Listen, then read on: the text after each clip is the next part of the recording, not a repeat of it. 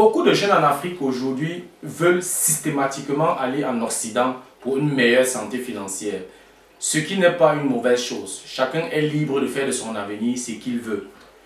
Ce qui me choque ici, ce sont les gros risques que ces jeunes sont prêts à courir pour y arriver. En Occident, il y a certes beaucoup d'opportunités, mais en Afrique, il y a encore plus d'opportunités car beaucoup de secteurs d'activité sont encore vierges en Afrique. Tandis qu'en Occident, tous les secteurs sont saturés.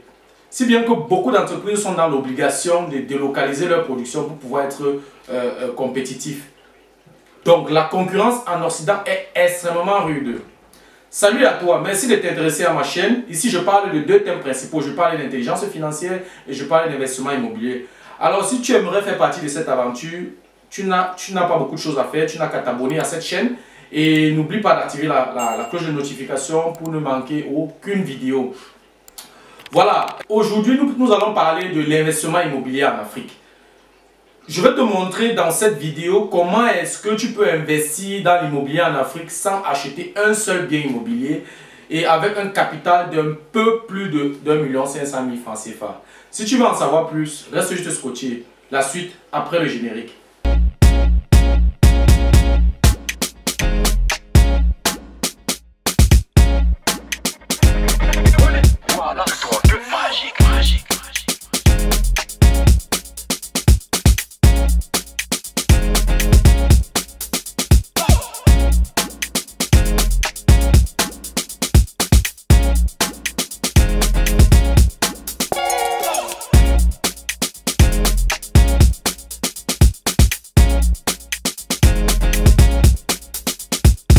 Avant de commencer, j'aimerais dire ceci.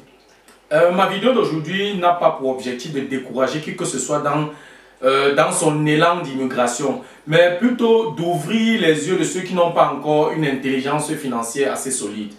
Pour immigrer, tu vas investir au minimum 2 millions de francs CFA, quel que soit le pays en Occident où tu veux séjourner et quel que soit le chemin que tu vas emprunter. Donc tu dois au moins te préparer avec 2 millions de francs CFA. Une fois sur place, certains prennent 3 à 5 ans pour s'intégrer et d'autres ne s'intègrent même jamais.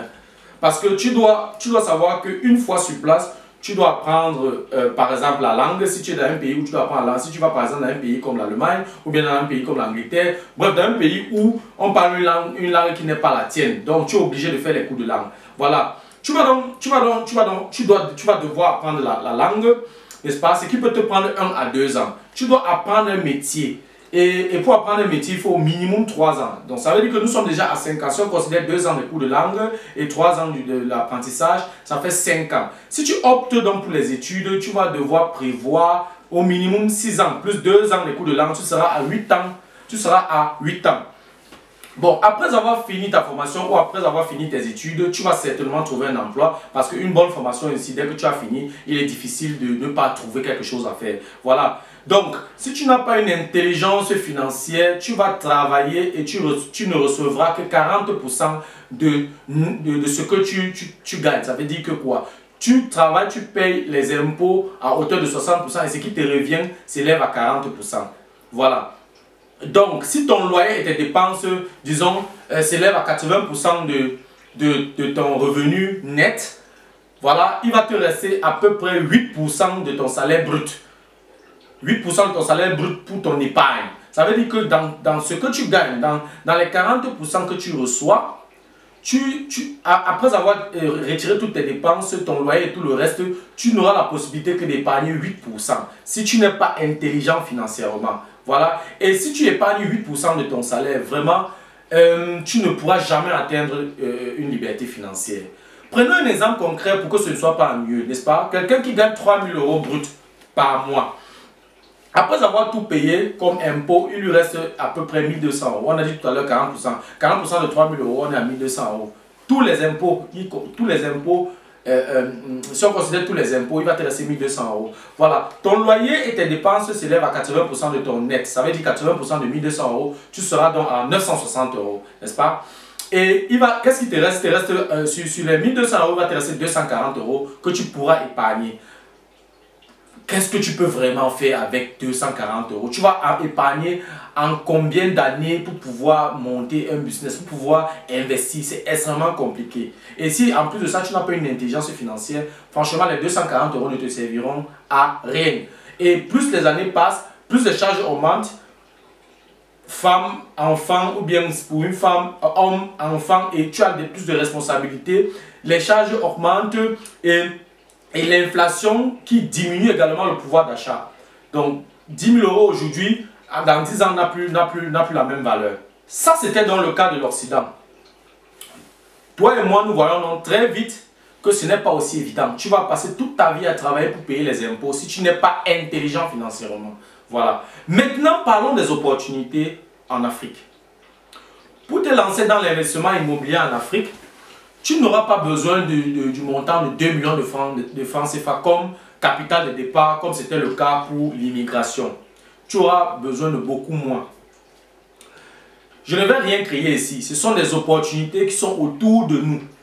Mais nous faisons parfois comme si nous ne voyons pas et nous refusons de saisir ces opportunités parce que la télévision miroite l'Occident comme, le seul lieu de réussite ou le seul lieu de l'excellence. Ce qui est très faux. On peut s'en sortir partout. Il faut juste avoir les yeux pour voir et il faut juste savoir être au bon endroit au bon moment pour pouvoir saisir certaines opportunités. Voilà. Pour te lancer donc dans l'immobilier, dans l'investissement immobilier en Afrique, sans acheter un bien, tu auras besoin d'exactement 1 630 000 francs CFA.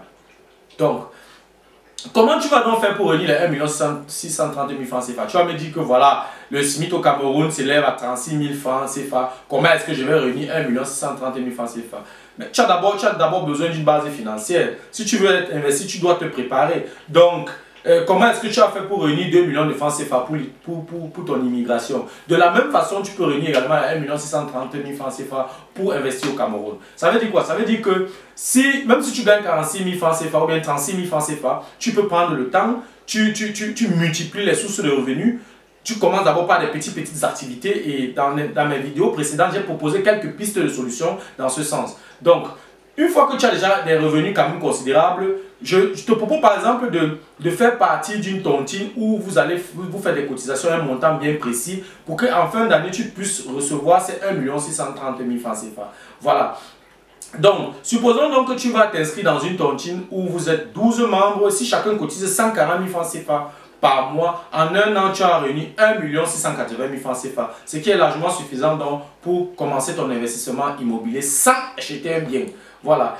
Et si tu trouves que le montant de 140 000 francs CFA est élevé, tu n'es pas obligé de faire ça sur 12 mois, tu peux faire ça sur 24 mois. Et si tu fais sur 24 mois, ça veut dire que tu dois donc cotiser chaque mois 70 000 francs CFA. Si jusque-là tu trouves que c'est beaucoup, tu peux dire donc, ok, je prends donc 3 ans.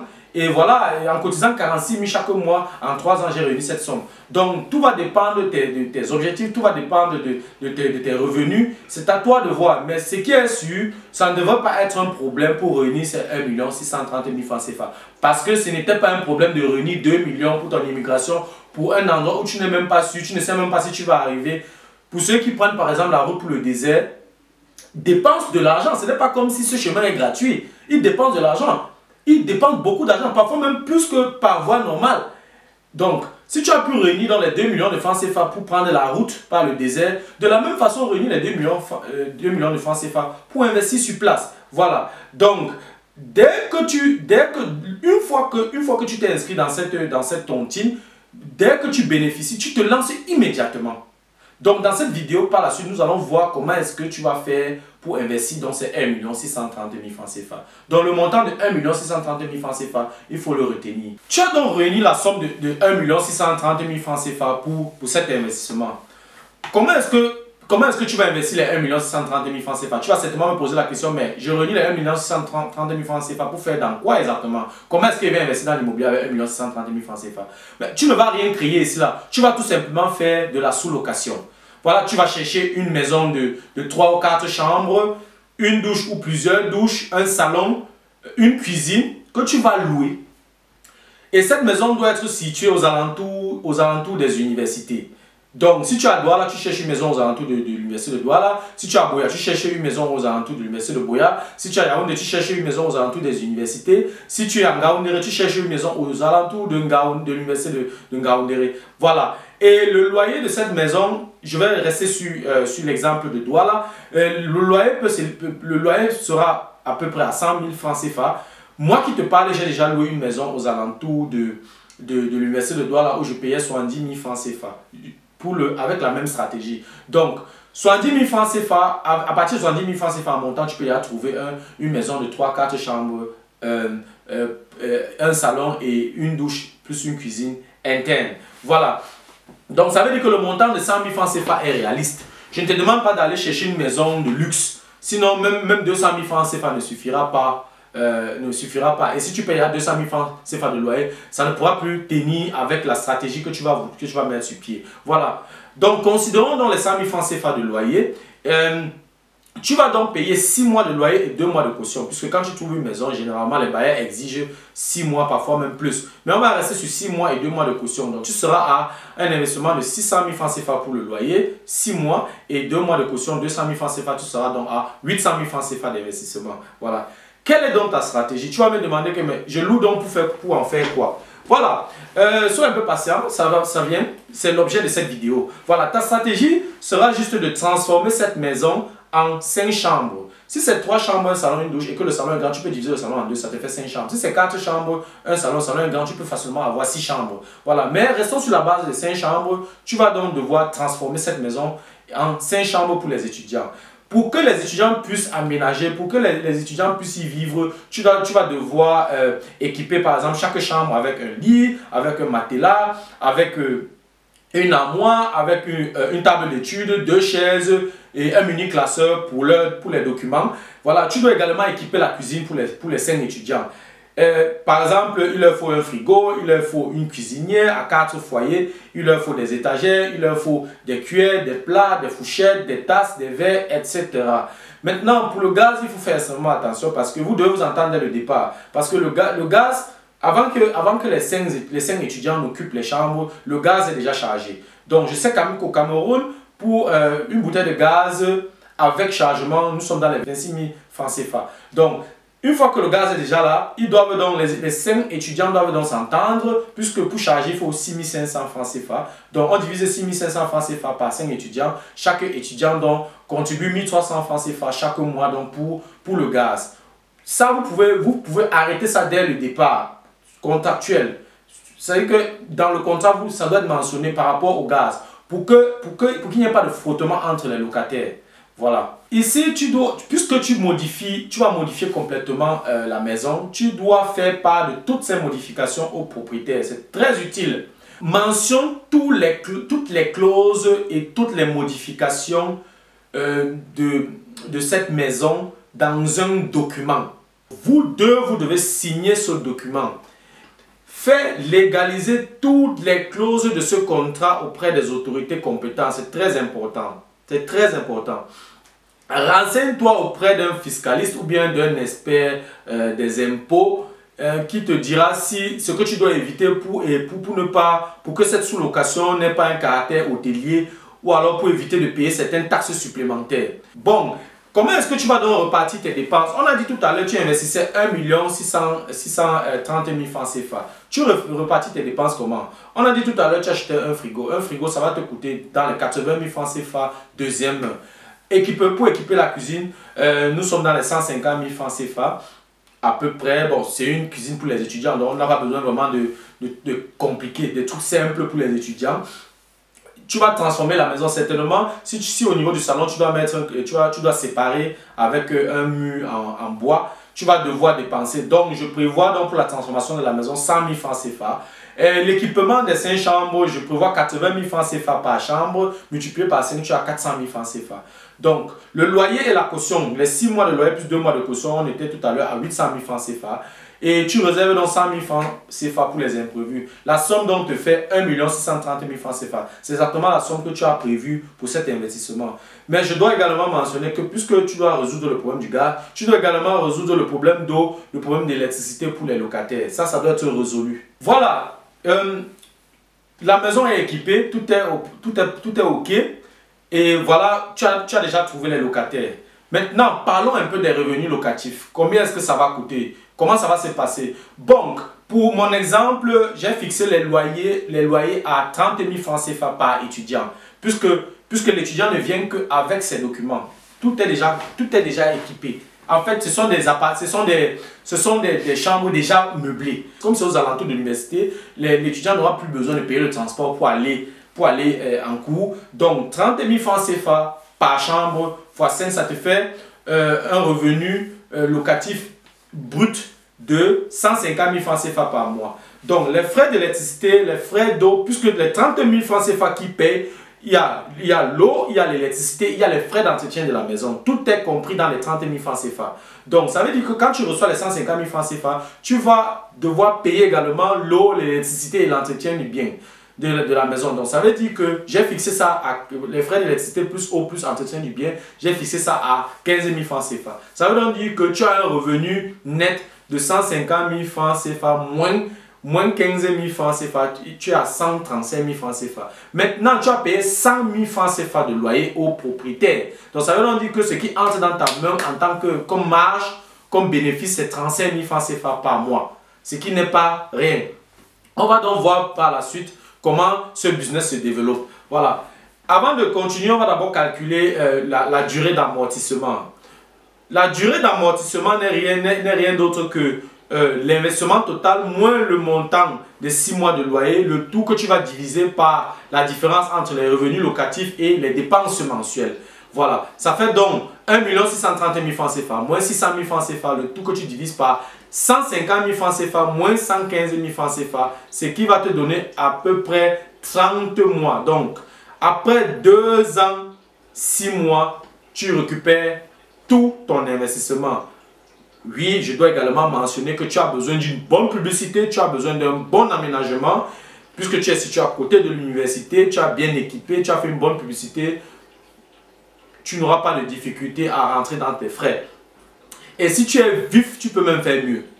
Parce qu'il y a la possibilité de trouver des maisons dont tu peux louer à un montant inférieur à 100 000 francs CFA.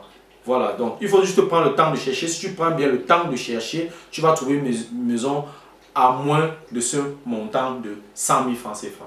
Quelles sont donc les conditions pour réussir un tel projet? Ta présence est obligatoire.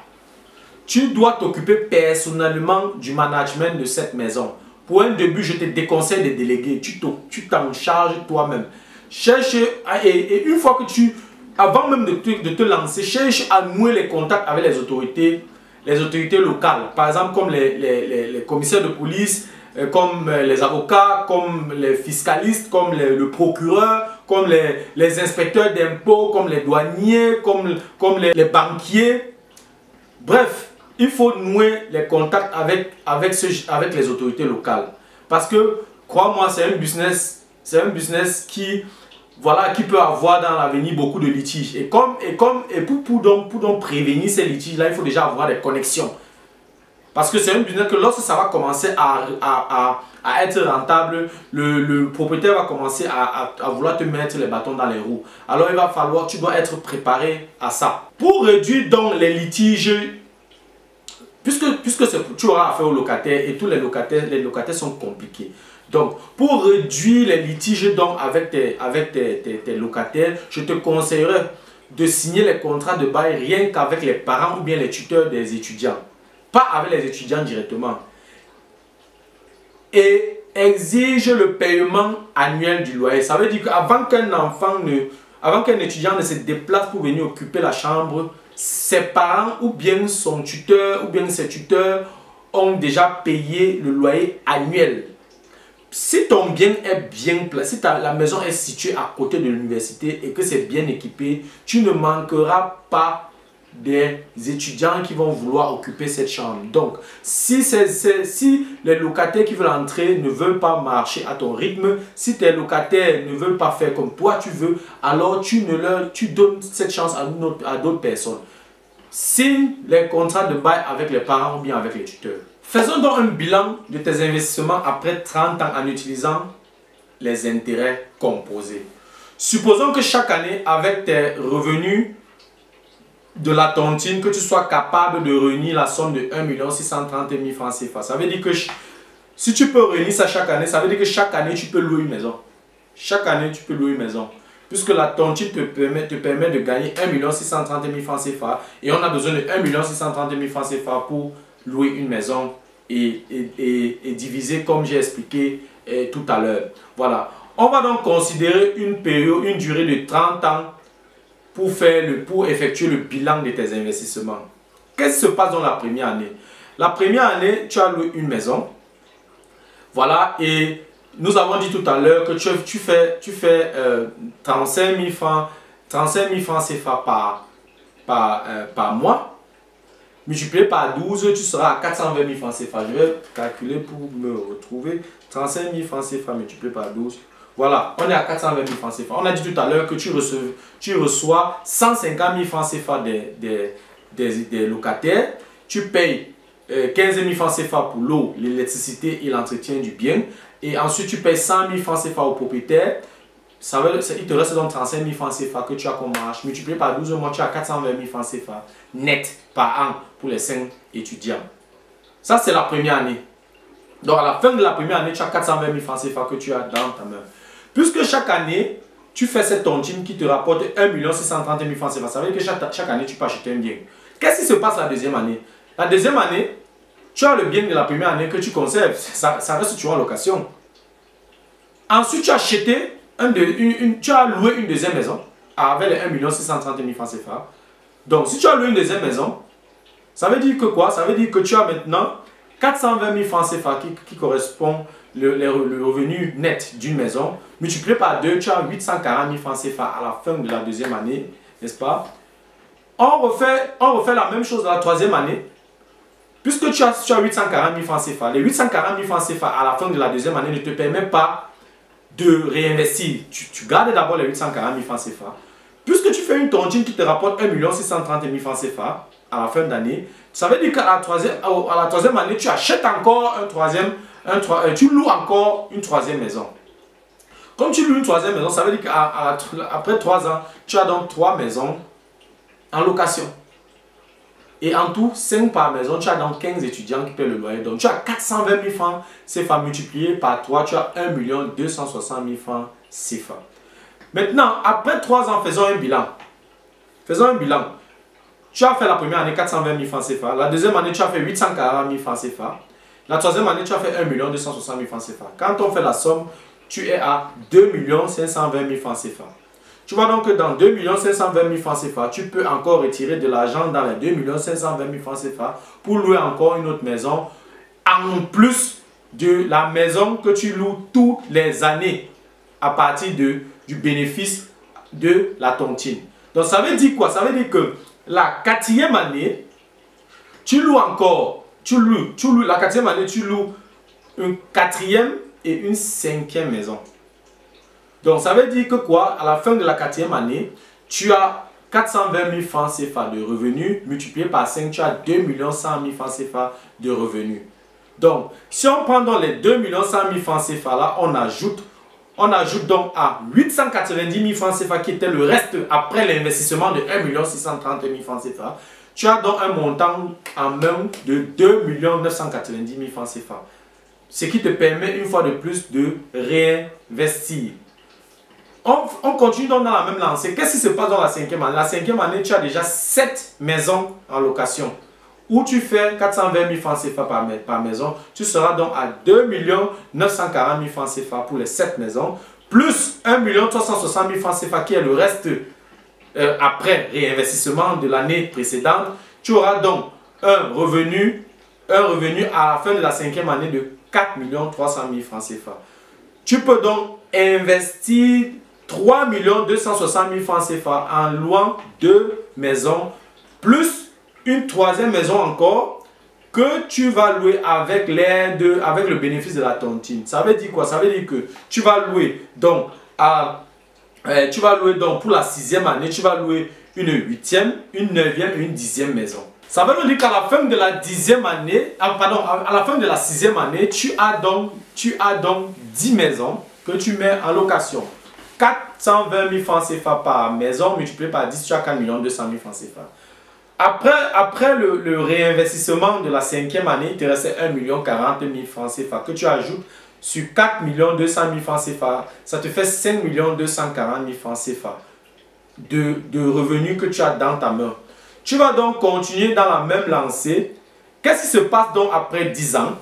Après 10 ans, tu vas donc louer ta 25e, ta 26e, ta 27e, ta 28e, ta 29e, ta 30e et ta 31e maison. Ça, c'est après 10 ans. Ce qui te fait donc un total de maisons. Tu as donc 31 maisons que tu mets en location et chaque maison te rapporte 420 000 francs CFA. Si tu multiplies donc 420 000 francs CFA par 31, tu auras donc un revenu net de 13 20 000 francs CFA. Ce n'est pas tout, puisque tu as, lors de la 9e année, tu as eu un reste d'investissement de 630 000 francs CFA, plus donc les 13 20 000 francs CFA qui correspondent le revenu net des 31 maisons de la 10e année. Tu seras donc, à la 10e année, tu auras donc un revenu total de 13 650 000 francs CFA, ce que tu as dans ta main. Maintenant, on fait la même chose, on va juste réinvestir, la 11e année, la 12e année. Qu'est-ce qui se passe donc à la 13e année? La 13e année, tu as donc, avec tes revenus, tu vas donc louer ta 52e, 53e, 54e, jusqu'à ta 65e maison que tu vas mettre en location. Je dis juste avec l'effet des intérêts composés. Ce n'est pas magique, c'est juste de l'intelligence financière. Tu auras donc, à la fin de la 13e année, tu auras donc 65 maisons en location. Donc, si on considère 420 000 francs CFA que tu gagnes par an par maison, ça te fait 65 maisons multipliées par 420 000 francs CFA. Tu seras à 27 300 000 francs CFA. À la 12e année, tu avais un reste de 1 340 000 francs CFA. Si on ajoute donc les 1 340 000 francs CFA aux 27 300 000 francs CFA, tu as donc un revenu total de 28 640 000 francs CFA. Ça, c'est ce que tu as dans ta main après 13 ans. Ça, c'est ce que tu as dans ta main. Maintenant, on va réinvestir. Puisque j'ai dit, on va d'abord considérer, pour les maisons de location, on va considérer ça sur 15 ans. Et après 15 ans, on va changer de stratégie. À la 15e année, tu as 105 maisons de location, toujours en réinvestissant. Chaque année, tu as une tontine que tu gagnes. Tu as une tontine que tu bouffes, que tu bénéficies, et puis tu réinvestis, juste tu réinvestis. Donc après 15 ans, tu as fait 105 maisons de location. Oui, le chiffre, ça donne un peu... oui, le chiffre fait un peu peur. Mais si tu es reparti autour de 5-6 universités, tu vois que tu as à peine 15 maisons par ville.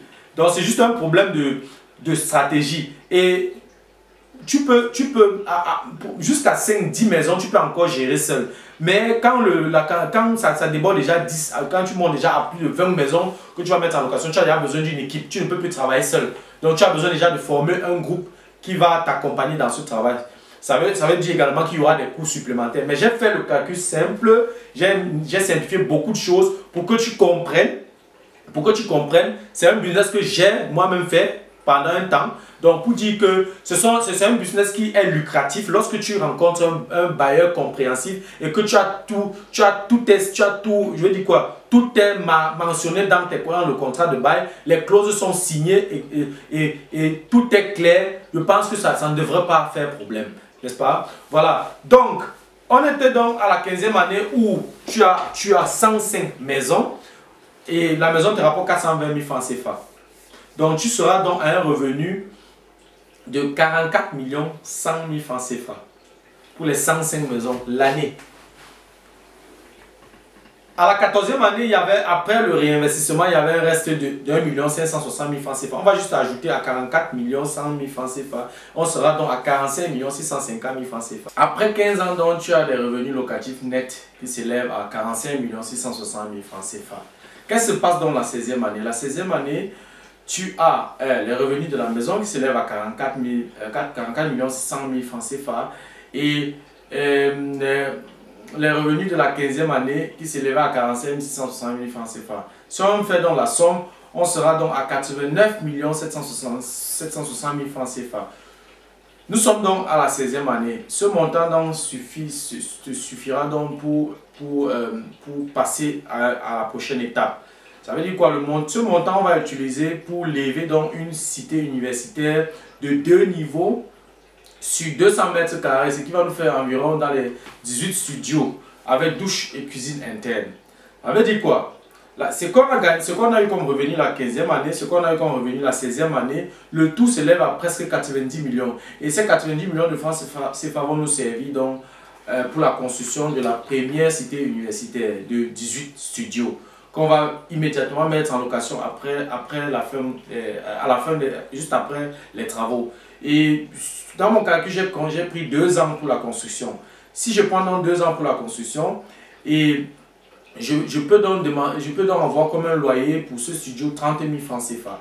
Donc on va faire notre calcul avec 30 000 francs CFA. 30 000 francs CFA multiplié par 18, multiplié par 12 mois, on sera donc à 6 480 000 francs CFA de revenus annuels pour les studios de la cité universitaire. On a également les 105 maisons qui continuent à produire. Et ça nous produit donc 44 100 000 francs CFA par an. Bon, on va donc, comme je dit tantôt, on va considérer donc 2 ans pour le chantier. Et le chantier commence donc, le chantier de la cité universitaire commence dans la 16e année. La 17e année, on n'a pas de revenus de la cité puisque le chantier est encore en cours. Et on a donc les revenus des maisons qui s'élèvent à 44 100 000 francs CFA.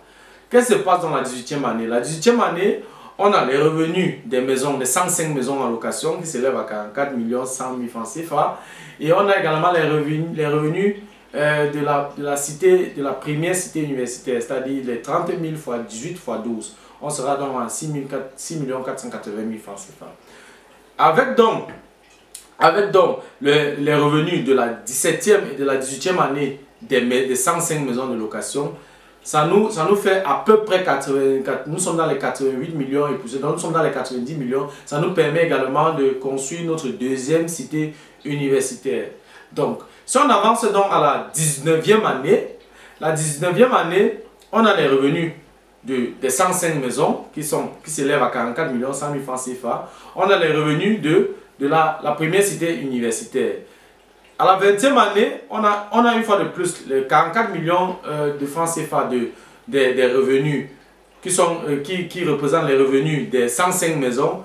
Maintenant, le chantier de la première cité, le chantier de la 2e cité universitaire est achevé. Puisqu'on a lancé la 2e cité universitaire la 18e année, nous sommes à la 20e année. Donc on a actuellement 2 cités universitaires qui tournent. Donc nous sommes dans 2 cités universitaires multipliées par 6 480 000 francs CFA comme revenu par cité. Nous serons donc à 12 960 000 francs CFA pour les 2 cités universitaires. Donc ça veut dire que quoi, directement à la 20e année, on peut lancer la 3e cité universitaire à partir donc des revenus des 105 maisons de location de la 19e et de la 20e année. Qu'est-ce qui se passe donc à la 21e année? On a les 44 millions de revenus des maisons en location, des 105 maisons en location. On a les revenus des 2 cités universitaires. On continue donc avec la 22e année. La 22e année, on a encore une fois de plus 44 millions de francs CFA qui sont les revenus des 105 maisons. Et on a également on a la 3e cité universitaire qui est achevée. On aura donc des revenus de 3 cités universitaires multipliés par 6 480 000 francs, sera donc à 19 440 000 francs CFA. Nous sommes donc à la 22e année. À la 22e année, on a un revenu de 44 100 000 francs CFA. Ce sont les revenus des 105 maisons de location. On a les revenus des cités universitaires qui s'élèvent à... On a maintenant 3 cités universitaires multipliées par 6 480 000 francs CFA. On sera donc à un revenu des cités universitaires qui s'élève à 19 440 000 francs CFA. Nous sommes à la 22e année. Avec donc les revenus des 105 maisons de la 21e et de la 22e année, on peut donc lancer la construction de la 4e cité universitaire. Si on évolue maintenant, nous sommes à la 25e année, on a les revenus des maisons qui s'élèvent chaque année à 44 100 000 francs CFA. À la 25e année, on a déjà 4 cités universitaires qui tournent. Si on considère donc la même progression, on sera donc à 4 cités universitaires multipliées par 6 480 000 francs CFA. On aura un revenu de 25 920 000 francs CFA. On doit également mentionner que à la 24e année, si on totalise tout ce qu'on a, regroupé comme revenu des cités universitaires qui tournent déjà, ça va nous permettre de construire une autre cité universitaire. C'est pour ça que nous sommes actuellement à la 25e année. On est à 4 cités universitaires, mais on a 2 cités universitaires qui sont en chantier. Qu'est-ce qui se passe donc à la 30e année? À la 30e année, si on considère la même évolution en réinvestissant tout ce qu'on a comme revenu, on aura cette année-là, à la 30e année, on aura 44 100 000 francs CFA de revenus des 105 maisons et on a déjà 9 cités universitaires qui tournent. 9 cités universitaires, chaque cité produit 6 480 000 francs CFA. Ça fait donc un revenu à la 30e année de 58 320 000 francs CFA. Qu'est-ce qui se passe donc à la 31e année? La 31e année, on a les revenus des maisons qui s'élèvent à 44 100 000 francs CFA et on a les revenus des cités. Dans la 31e année, on a 10 cités qui tournent. Les 10 cités, donc chaque cité produit donc 6 480 000 francs CFA qu'on va multiplier par 10 et on sera donc à 64 800 000 francs CFA. Si on fait donc la somme de 44 100 000 francs CFA et les 64 800 000 francs CFA, on a un revenu annuel de 153 millions de francs CFA. Si on considère donc 153 millions de francs CFA, c'est notre revenu annuel, qu'on va diviser par 12 mois pour avoir notre revenu mensuel. On a un revenu mensuel de 12 750 000 francs CFA. Mensuel. C'est quand même incroyable. Maintenant, après la 31e année, on peut décider d'arrêter de réinvestir parce qu'on doit aussi profiter de la vie. Voilà, on doit se faire plaisir. C'est vrai que pendant la période d'investissement, de temps en temps, il faut également se faire plaisir. Voilà. Donc, d'après notre calcul, nous sommes à 12 750 000 francs CFA de revenus mensuels. Ce qui est largement suffisant pour vivre une vie de rêve. Faisons donc le bilan de ces 31 ans d'investissement. Tu as 105 maisons dont tu n'es pas propriétaire, mais tu enregistres des revenus locatifs de 44 100 000 francs CFA par an.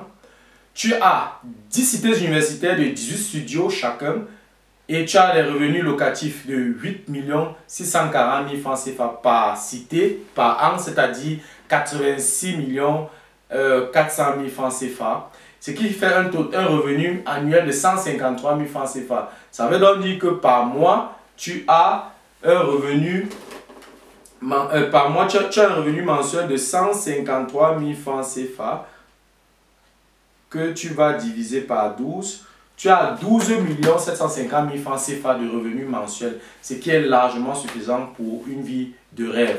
Ça te permettra même de visiter tes pays de rêve.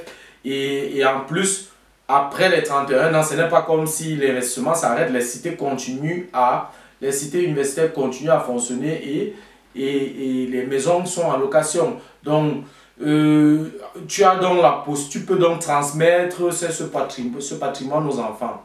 Et à titre de rappel, ces biens doivent être entretenus. Donc, tu vas devoir voter également un budget pour l'entretien de ces biens. Et manager 105 maisons en location et 10 cités universitaires nécessite une main-d'œuvre qualifiée que tu vas devoir embaucher. Et ton rôle ici sera juste d'assurer le contrôle. Et j'ai mentionné au début de la vidéo que tu dois tout faire pour nouer les contacts avec les autorités locales parce que tu dois te préparer au litige. Il y aura certainement des locataires qui vont déranger. Il y aura des locataires qui ne vont pas payer. Il y aura des parents d'étudiants qui ne vont pas payer. Et tu seras confronté aussi à certaines situations. Mais si tu as déjà tes connexions, la tâche sera un peu plus facile pour toi. Donc, si tu as des locataires qui ne paient pas, il va falloir gérer leur cas. Voilà, c'était tout pour la vidéo d'aujourd'hui. J'espère qu'elle t'a plu, j'espère qu'elle t'a apporté quelque chose. Et si c'est le cas, je te prie de la partager. Si tu aimerais de temps en temps regarder ce genre de vidéos, je te prie, n'est-ce pas, de t'abonner à cette chaîne. Et n'oublie pas d'activer la cloche de notification pour avoir l'information lorsqu'une nouvelle vidéo est en ligne. Voilà, si tu as des questions, si tu as des suggestions, si tu as des critiques, si tu as des propositions d'amélioration, tu peux également m'écrire en commentaire. Si tu sollicites une formation en immobilier, si tu sollicites une consultation, si tu sollicites un accompagnement pour l'acquisition de ton bien, du début jusqu'à la fin, alors contacte-moi tout simplement au numéro qui s'affiche à l'écran ou tu m'écris via mon adresse électronique qui s'affiche également à l'écran. Voilà, merci pour ta disponibilité, merci pour ton attention. C'était Fabrice de Imogénie. À très bientôt. Ciao.